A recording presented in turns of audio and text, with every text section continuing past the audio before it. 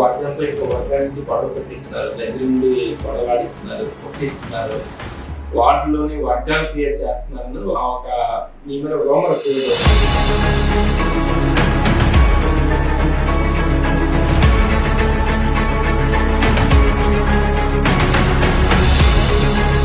పార్టీలో ఉండేటప్పుడు మిమ్మల్ని మీ వార్డులోనే ఉన్న నాయకులు తొక్కేయాలనుకుంటున్నారు.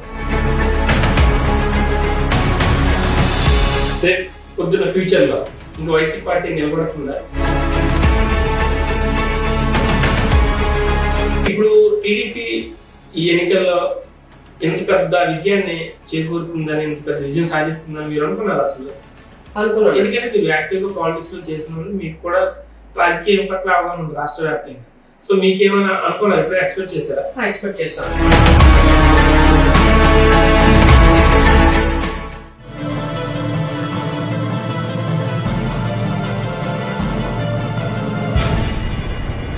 హాయ్, నేను Satyam. Welcome to AB straight point. ఈరోజు మన స్ట్రైట్ పాయింట్ లో ఒక గెస్ట్ ని తీసుకొచ్చాం. ఎందుకంటే ఆయన ఒక యువ నాయకుడు, టీడీపీకి ఒక డైహార్డ్ ఫ్యాన్ అని చెప్పాలి. ఎందుకంటే ఎంత ప్రలోభ పెట్టినా, ఎన్ని ఆఫర్లు ఇచ్చినా, ఎవరి మంది ఎన్ని ఒత్తిడి తీసుకొచ్చినా సరే నేను పార్టీ కోసమే నిలబడతాను, పార్టీ కోసం కష్టపడి పనిచేస్తాను, అధికారం ఉన్నా లేకపోయినా, పదవి వచ్చినా రాకపోయినా ఒక డెడికేటెడ్ గా టీడీపీ పార్టీ పనిచేసినటువంటి వ్యక్తి. అలాగే టీఎన్టీయూసీ రాష్ట్ర ప్రధాన కార్యదర్శి నాగోత్ శివాజీ ప్రస్తుతం మనతో ఉన్నారు. ఆయన మనం ఎన్నికలు అయిన తర్వాత ఉన్నటువంటి పరిణామాలు ఏంటి, ఆయన యొక్క రాజకీయ విశ్లేషణ ఏంటి అనేది ఒకసారి మనం మాట్లాడే ప్రయత్నం చేయాలి. ప్రస్తుతం అంతా ఆయన ఉన్నారు. నమస్తే శివాజీ గారు. నమస్తే. బాగున్నారా? బాగున్నాను సార్, మీరు బాగున్నారా? బాగున్నాను.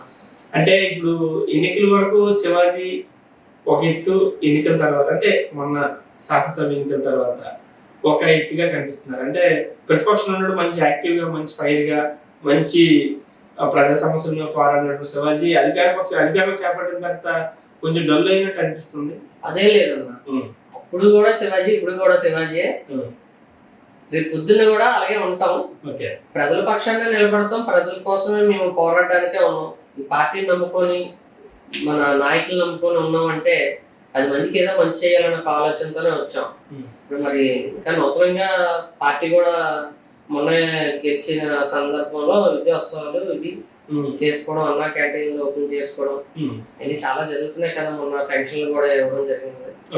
అదేం లేదు అంటే ఒక కార్యకర్తగా లేదా ఒక నాయకుడిగా, పార్టీ అభిమానించే వ్యక్తిగా, మీ తాత ముత్తాత నుంచి మీ నాన్నగారి నుంచి రాజకీయంలో ఉన్న వ్యక్తిగా మీ పార్టీ అధికారం చేపట్టింది, మీరు ఎలా ఫీల్ అవుతున్నారు ఆ విషయంలో? దానికి చాలా గర్వంగా ఉందండి.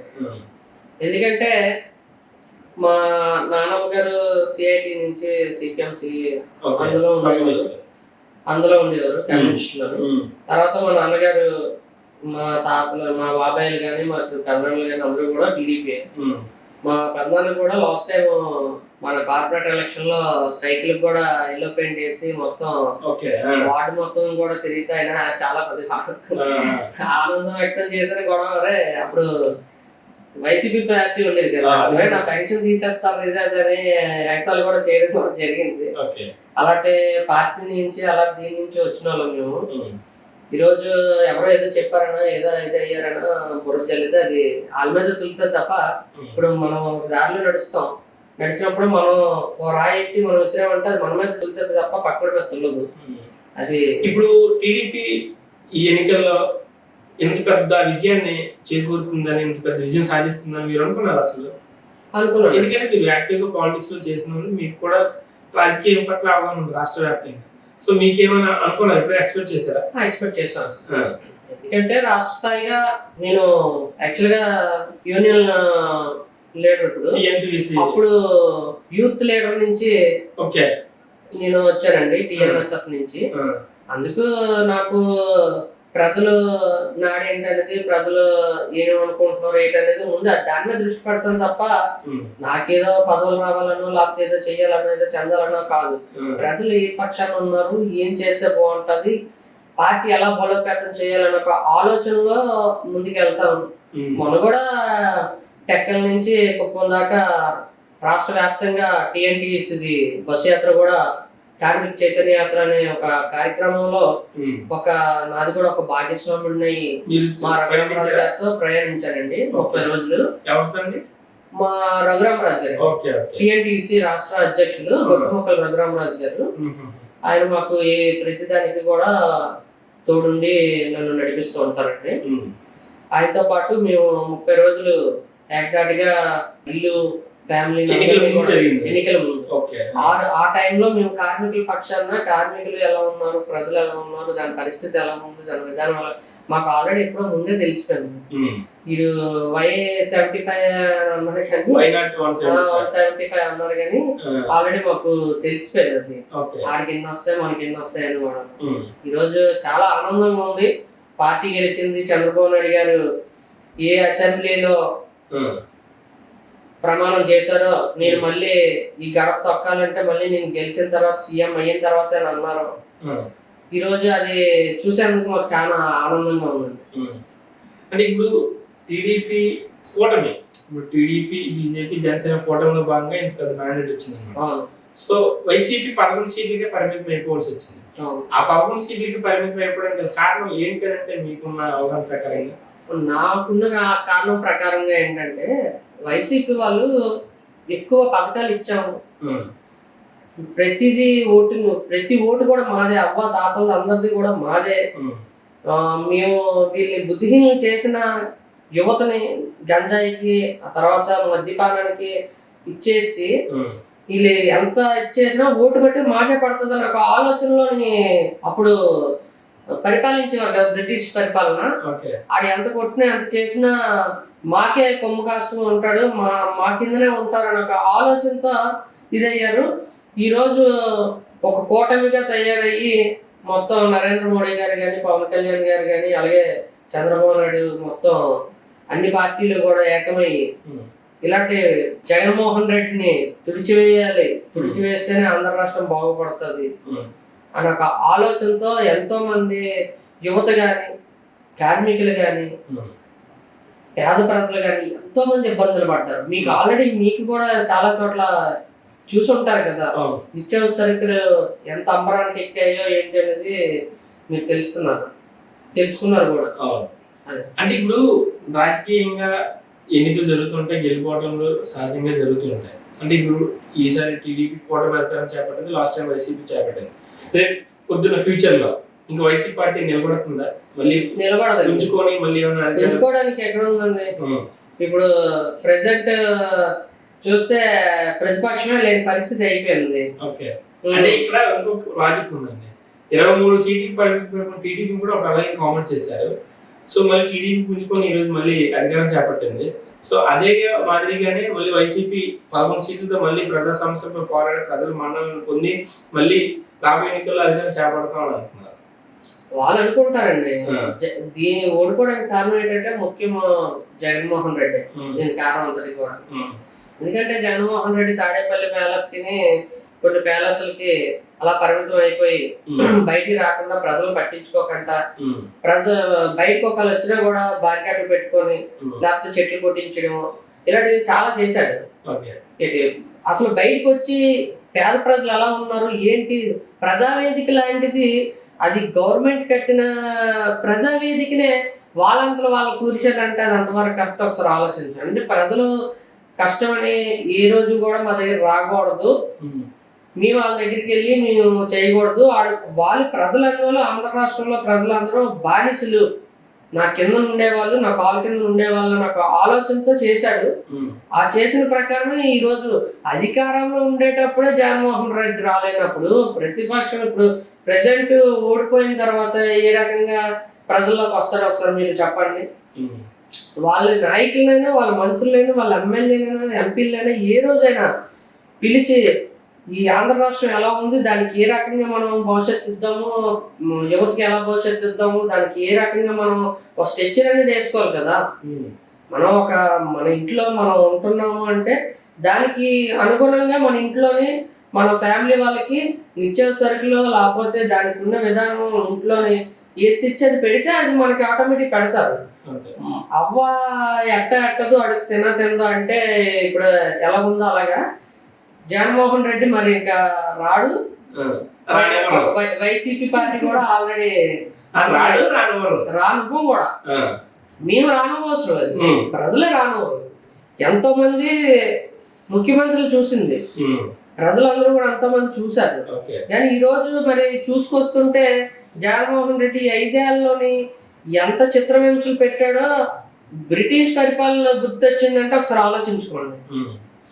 మన భీమిలి నియోజకవర్గం నుంచి కంటెస్ట్ చేసినటువంటి గంటా శ్రీనివాసరావు గారు కూడా భారీ మెజార్టీతో గెలిచారు. మరి ఆయన గెలిపిన ఎలా మీరు ఫీల్ అవుతున్నారు?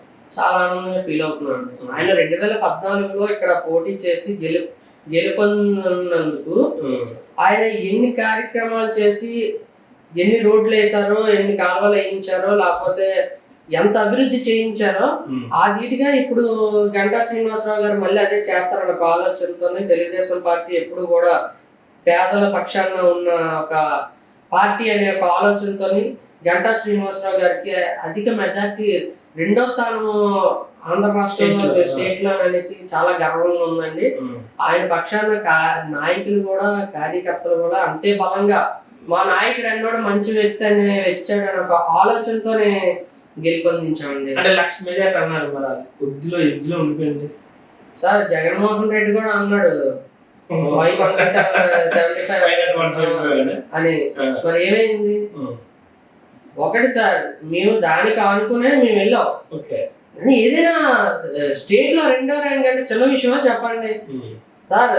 దీనికన్నా ఎప్పటి నుంచో ఉన్న తాతల తండ్రులు ఉన్నోళ్ళే వాళ్ళే ఇంకా తక్కువ మెజారిటీతో కూడా గెలిచిన సీనియర్ నాయకులు, బాగా సీనియర్ నాయకులు.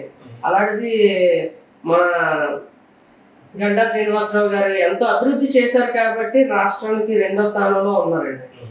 ఎలా ఎంజాయ్ చేస్తున్నారు శివాజీ గారు? అంటే బేసిక్ గా అపోజిషన్ ఉన్నప్పుడు ఇప్పుడు కూడా కష్టాలు, కేసులు, ప్రజా సమస్యలపై రోడ్ల మీద పోరాటాలు ఇవే ఉంటాయి. సో ఇప్పుడు రూలింగ్ లోకి వచ్చారనమాట. మీరు వ్యక్తిగతంగా మీ పార్టీ విజయం మీరు ఎలా ఎంజాయ్ చేస్తున్నారు? ఏముందండి, అప్పుడు కూడా కష్టపడుతున్నాం, ఇప్పుడు కూడా కష్టపడుతున్నాం. ఇప్పుడు కష్టపడిన ఇప్పుడు కింద స్థాయిలో ఉన్నాం అంటే అందరూ కూడా తొక్కుంటూ పోవాలనే ఒక ఆలోచనలో మాలాటోళ్ళు అందరూ చూస్తారు. మిమ్మల్ని తొక్కుతున్నారా? తొక్కుతున్నారా అంటే ఇప్పుడున్న పరిస్థితులు బట్టి, ఆలోచన బట్టి అది ఆటోమేటిక్ గా మనతో ఉన్నోళ్ళే మనకి. అంటే శివాజీకి అని తొక్కాలంటే ఇప్పుడు మీరే చిన్న కార్యకర్తలు, చిన్న స్థాయి నాయకులు, మీరు టీఎన్టీసీలో ఒక హోదాలో ఉన్నారు, మీకు రాష్ట్ర వ్యాప్తంగా మీకు పరిచయాలు ఉన్నాయి, మీకు తెలిసిన లీడర్స్ ఉన్నారు, మీకున్న రాజకీయ ఇన్ఫ్లుయెన్స్ మీకు ఉందన్నమాట. సో మిమ్మల్ని తొక్కేంత ఇది ఎవరుంటుందని సార్? ఇప్పుడు నేను చాలా చిన్నవాడిని, వయసులో చిన్నవాడిని. అనుభవం అయితే అంత ఎక్కువ ఉందని నేను చెప్పలేను, కానీ నేను చేసుకున్నంత దీంట్లోనే నాకు అనుభవం అయితే బాగా పెరిగింది. అనుభవం లేదని కాదు, అనుభవం ఉంది. కానీ ప్రతి ఒక్కరు కూడా అంతకు మించి వెళ్ళిపోదాం అనే ఆలోచనలో ఉంటారు. దాని ద్వారా మేము ఏంటంటే ఏదైనా సౌమ్యంగా మేము ముందుకెళ్ళడమే తప్ప ఎవరిని కుట్ర రాజకీయాలు, కక్ష రాజకీయాలు, లేకపోతే వెన్నుపోటు పనులు మేము చెయ్యము. మాకు కూడా అవసరం లేదు. మేము పేదల పక్షాన్ని మేము ఉన్నవాళ్ళు, ప్రజలకు ఏదైనా మంచి చేయాలన్న ఒక ఆలోచనతో, ఒక సిద్ధాంతంతో మా తాతగారు కానీ, మా నాన్నమ్మ గారు కానీ, మా నాన్నగారు కానీ వచ్చారు కాబట్టి మేము కూడా అదే విధానం. మాకు రాజకీయాలంటే ఏదో పోస్టులు, పదవులు, లేకపోతే అలంకరణ మాత్రమే. అది మేమైతే ఆశించాం. దానికోసం కూడా పొద్దున్న ఏమైనా ఇస్తే కాదాం. ఎందుకంటే ప్రజల పక్షాన్ని నిలబడిన వాళ్ళకి ఏదైనా మంచి చేస్తే బాగుంటది, 10 రోజులు మన పేరు చెప్పుకుంటారని ఒక ఆలోచనతో ఉన్న వ్యక్తులు మేము. అదే సార్. మరి ఇప్పుడు మీరు అంటారు కాబట్టి సేవ చేసే నేచర్ కలవాలి. ఏదైనా పదవులు వచ్చినా ఏది వచ్చినా ప్రజలు సేవ చేయడానికి అంటున్నారు. ఇప్పుడు అధికారంలో ఉన్నారు కూటమి ప్రభుత్వం.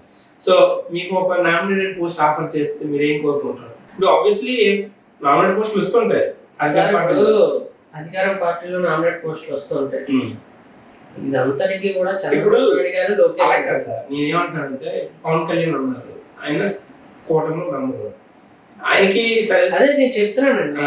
ఇప్పుడు ఎవరు ఎంత కష్టపడ్డారు ఏంటనేది మొత్తం చంద్రబాబు నాయుడు గారు, లోకేష్ గారు డిజైనింగ్ అండి.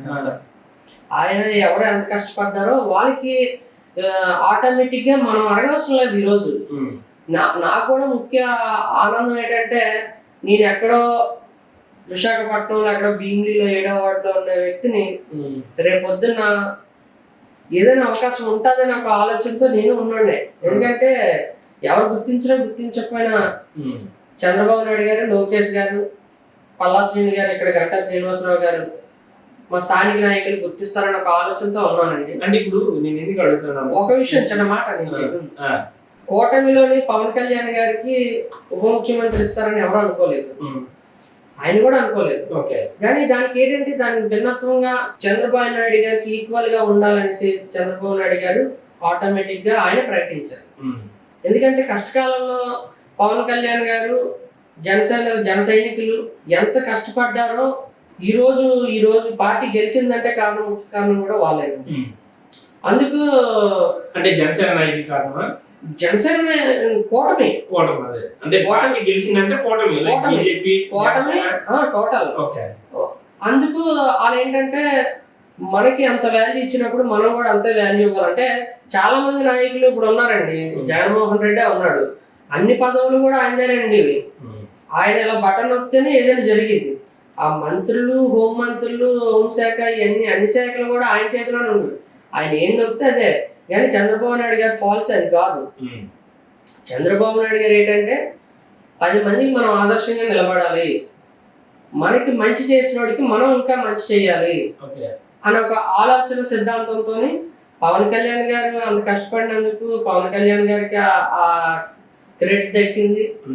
అలాగే పల్లా శ్రీని గారు ఇక్కడ ఉన్నందుకు ఆయనకి కూడా క్రెడిట్ దక్కింది. చాలా నాయకులందరికీ కూడా క్రెడిట్ దక్కింది. ఇంకా కొంతమంది నాయకులకు కూడా దక్కుతుంది ఒక ఆలోచనతో ఉన్నాం. అందులో నేను కూడా చాలా చిన్నవాడిని, నాకు కూడా ఏదో ఒకటి వస్తుందని ఒక ఆలోచన, ఒక అవకాశం అయితే ఒక ఆశాభావం వ్యక్తం చేస్తున్నారు. అయితే ఏదో ఒక అవకాశం కల్పిస్తూ ఉన్నాం కదండి.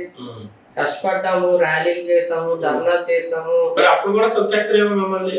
నేనండి ఒకవేళ ఛాన్స్ వచ్చినా ఒక అవకాశం కలిపిన అప్పుడు కూడా తొక్కేస్తారేమో మిమ్మల్ని. తొక్కేస్తారంటే ఒకటండి, శివాజీ గారు ఊరుకోరంటారా? అప్పుడు వైలెన్స్ యాంగిల్ బయట తెస్తారా? అప్పుడు ఏంటంటే చూపిస్తాను. ఎందుకంటే మనం మంచి చేసే వ్యక్తులు అండి. మనం ఎవరికో ద్రోహం చేసిన వాళ్ళమో లేకపోతే ఎవరిదో రూపాయి తిన్న వాళ్ళమో కాదు. నేను మంచి చేసేవాడిని కాబట్టి నాకు మంచి మనుషులు కొంతమంది ఉన్నారు, వాళ్ళు సహకరిస్తారని ఒక ఆలోచన నాకు ఉంది. దీన్ని బట్టి నేను ముందుకు వెళ్తున్నాను. అలాగని వాళ్ళేదో మనకి చెడు చేశారని నేను వాళ్ళలాగా చేస్తే నాకు ఏం సాటి రాదు కదండి. రేపు పొద్దున్న నేను ఏ స్థాయిలో ఉన్నా కూడా ఇలాగే ఉంటాను. కార్యకర్తగా ఉన్నా వెళ్ళేందుకు, కార్యకర్తగా ఉంటే మనం తీసింది ఏమన్నా కదండి.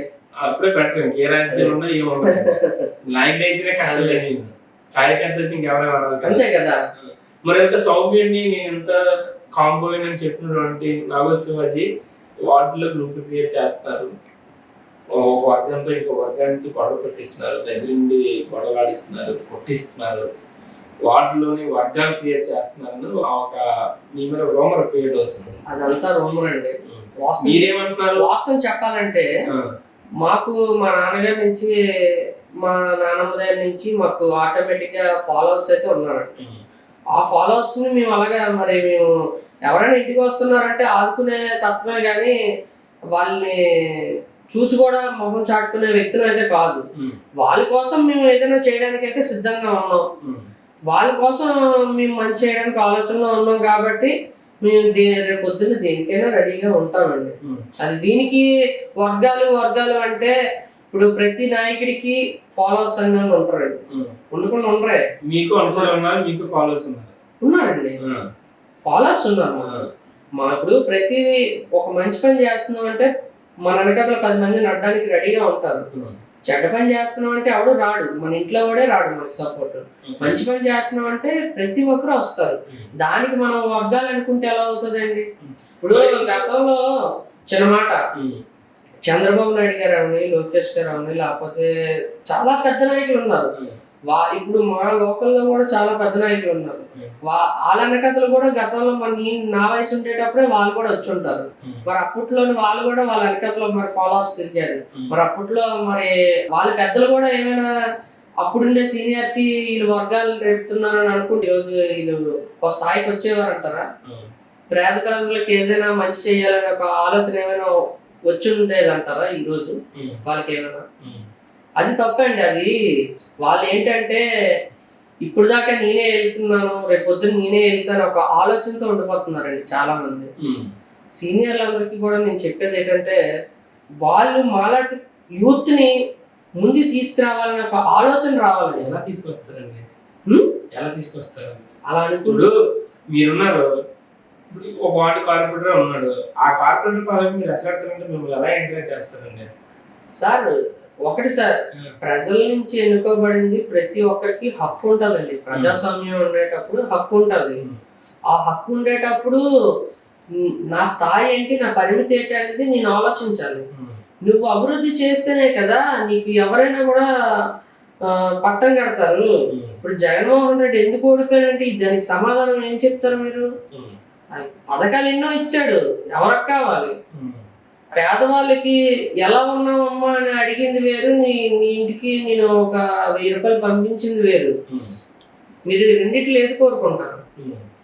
డబ్బు కోరుకుంటారా, మీ కష్టాలు వినేవాడికి కోరుకుంటారా? ఒక్కొక్కరు ఒక్కొక్కరు ఉంటారండి. ఇప్పుడు నేనైతే డబ్బు కోరుకుంటాను సార్, నాకు ఇష్టం అది. మీలాంటి వ్యక్తులు కష్టాలు వినేవాడిని కోరుకుంటారు. అందులోనే నేనేమంటున్నానంటే, ఇప్పుడు సీనియర్ నాయకులు, ఇప్పుడు మీలాంటి అబ్గోయింగ్ లీడర్స్ ఇప్పుడు కూడా సీనియర్స్ ఎంకరేజ్ చేస్తారంటే ఎంకరేజ్ ఎక్కడ చేయదు. రాజకీయాలు శత్రువులు ఎక్కడ ఉండదు. మన కుటుంబంలో, మన వీధిలోనే. మా పార్టీలో ఉంటుందండి ఎంకరేజ్ చేసింది. ఉంటుందా ఉండదా? మా పార్టీలో ఉంటుంది. మీ పార్టీలో ఉంటుంది. మా పార్టీలో మీ పార్టీలో ఉండేటప్పుడు మిమ్మల్ని మీ వార్డులోనే ఉన్న నాయకులు ఎందుకు తొక్కేయాలనుకుంటున్నారు? అది మీరు అంటున్నారా, ఎవరు అంటున్నారా? నేనన్నే కాదు, అది మీకు కూడా మీరు ఫేస్ చేసి ఉంటారు. ఎలక్షన్ వరకు మంచి యాక్టివ్ గా ఉండి కార్పొరేషన్ ఎలక్షన్ మంచి దీనిలో ఉన్నాను నాగో శివాజీ గారు. ఈ రోజు ఎలక్షన్ అయిపోయి రిజల్ట్ వచ్చి పార్టీ అధికారంలోకి వచ్చినప్పుడు కూడా ఈ రోజు సైలెంట్ గా సైలెంట్ గా లేదండి. సైలెంట్ గా ఉండే వ్యక్తులు అయితే కాదు. ప్రజలు తెల్లవాళ్ళు వేస్తాను, ప్రజలకు ఏం కావాలి, ఏం చేయాలి, ఏం చేస్తే బాగుంటది, పార్టీకి ఎలా బలోపేతం చేయాలి, ఈ రకంగా ఆలోచించే వ్యక్తినే తప్ప మనం ఏదో పార్టీ గెలిచిందిలే మనకి ఎందుకులే గెలిస్తారు అయిపోయింది మనం శుభ్రంగా వెళ్ళి ఇంట్లో పడుకుందాం అనే క్యాండిడేట్ అయితే కాదు. ఏదైనా మంచి చేయాలని ఒక ఆలోచన, సేవా దృక్పథంతో వచ్చిన వ్యక్తిని పదవులు కాసించో, డబ్బు కాసించో, ఆస్తులు కాసించో లేకపోతే ఇచ్చేసానైతే క్యాండిడేట్ అయితే కాదు. కష్టకాలంలో నాకు ఎవరు ఉన్నారో వాళ్ళని ఆదుకోవాలని ఒక ఆలోచనలో ఉన్న వ్యక్తిని. వయసులో నేను చిన్నవాడినే, అనుభవం అయితే నాకు చాలా ఎక్కువ కాబట్టి నేను ఎవరు కష్టాల్లో ఉంటే వాళ్ళకి నన్ను ఎవరు ఆదరిస్తారో నేను వాళ్ళని మంచిగా చూసుకోవడం నా ఆలోచన. వాళ్ళ కోసం నేను దేనికైనా తెగిస్తాను, దేనికైనా ఇచ్చేస్తాను, దేనికైనా రెడీ. మరి ఈ గ్రూప్ రాజకీయాలు ఏం లేదు సార్. అది గతంలో కూడా దగ్గర నుండి కొట్టించడం, మహిళలకి ఏదో గొడవలు పెట్టించారు, లేదా వాళ్ళ వర్గానికి వీళ్ళ వర్గానికి, ఇదంతా ఫేక్. అది ఫేక్ అని కాదు. ఇప్పుడు వాళ్ళందరూ ఒక చోట ఉండేవారు, వాళ్ళకి ఏదో డిస్ట్రిబ్యూట్ వచ్చింది, వాళ్ళు చూసుకోవాల్సిన పని అది. అది మన వరకు కూడా కాదు, రాకూడదు కూడా. ఎందుకంటే ఇప్పుడు మీ ఇంట్లో ఏదో సమస్య వస్తే మీరు చూసుకోవాలి, కానీ అది రాజకీయం ఫోటో దిద్దితే ఎలాగవుతుంది చెప్పండి? ఏం పెద్ద మనుషులుగా మీ దగ్గరకు వస్తే పరిస్థితిస్తే రావచ్చేమో. పెద్ద ఇంట్లో సమస్య ఉంది. మా వార్డులో చాలా మంది ఎంఆర్ఎంఈలు చాలా మంది ఉన్నారండి. మా వరకు కూడా రాదు. మమ్మల్ని అసలు ఏంటంటారు, అది సమస్య ఇప్పుడు ఏముంటుంది సార్. ఇప్పుడు యాక్చువల్గా ఒక సమస్య ఒక దగ్గర పరిష్కారం అవుతుంది, ఇంకో సమస్య ఇంకో పరిష్కారం చేయగలరు. ఇప్పుడు మీ వార్డులో ఉన్న హేమహీములు అందరూ దాన్ని చేయలేకపోవచ్చేమో. శివాజీ గారు అయితే చేసి చూపిస్తారని అని ఉండొచ్చు కదా సార్. అందులో వాళ్ళు తిట్ట, నేను నాకు అనుభవం అంత లేనివాడిని. ఆ విషయాల్లో నాకైతే అంత అనుభవం లేదు. ఎవరికైనా మంచి చేయాలని ఒక ఆలోచన అంతే. మీకు ఇక్కడ ఎవరికి శత్రువులు ప్రధానంగా? శత్రువులు అంటే పేరు చెప్పి మీ ఇష్టం, అది ఉన్నారా? శత్రువులు ఉన్నారు అనుకుంటున్నారు మీకు? ప్రతి ఒక్కరికి ఉంటారు కదండి. ప్రతి ఒక్కరికి రాజకీయం అంటేనే శత్రువులు ఉంటారు. మిత్రులు కూడా శత్రువులా మారుతారు. దానికి మనం వాళ్ళేమో చేస్తున్నారో మనం అది ఆ పరంగా మనం చెయ్యం.